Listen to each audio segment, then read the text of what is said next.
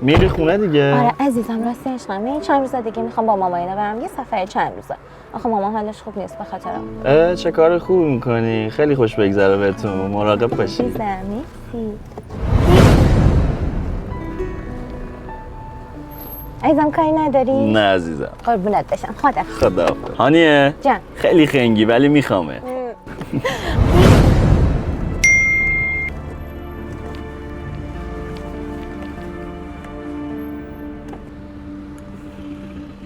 نشد تو ماشین بهت بگم من دارم واسه همیشه از ایران میرم.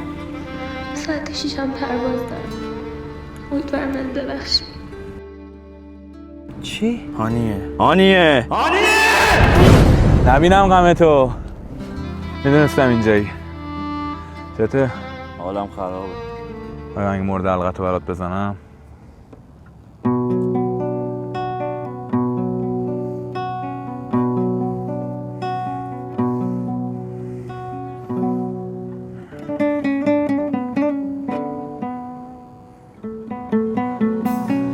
باید تو رو پیدا کنم، شاید هنوزم دیر نیست. تو ساده دل کندی ولی تقدیر بی تقصیر نیست. با این که بی تا به منی بازم منو